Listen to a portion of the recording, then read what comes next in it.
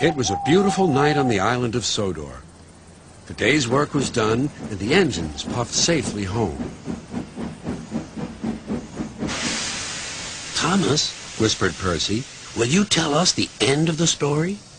You mean the one about Duke, the lost engine?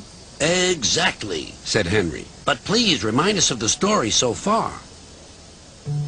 So Thomas began, and here is the rest of the story he told.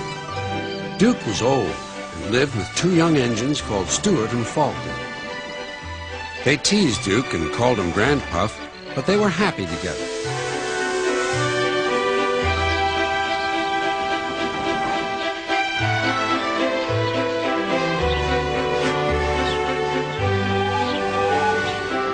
Then their line was closed down, and the young engines went away. Duke was left alone in the shed. He went to sleep, and everything around him changed. But Duke was never forgotten.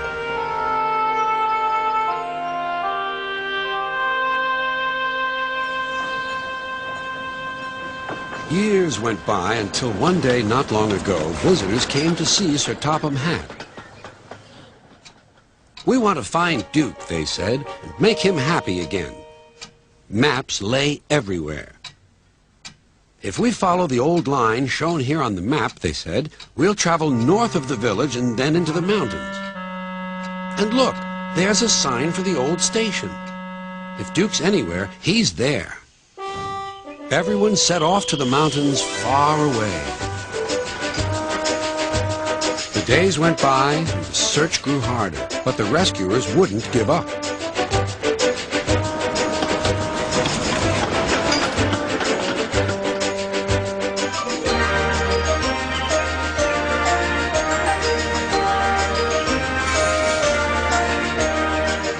"Let's go this way," they said.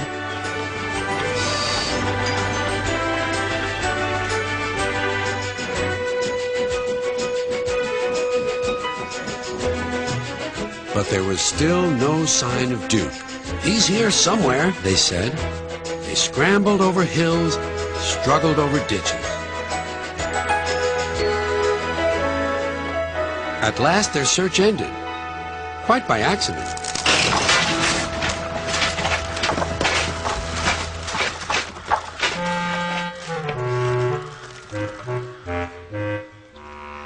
"We've found him! We've found our Sleeping Beauty!" "Excuse me," inquired Duke. "Are you a vandal? Driver told me vandals break and smash things." "Bless you, no," laughed the rescuers. "We've dropped in because we couldn't find your door.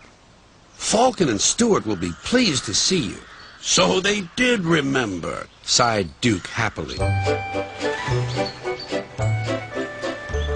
Then they all set off for Duke's new home.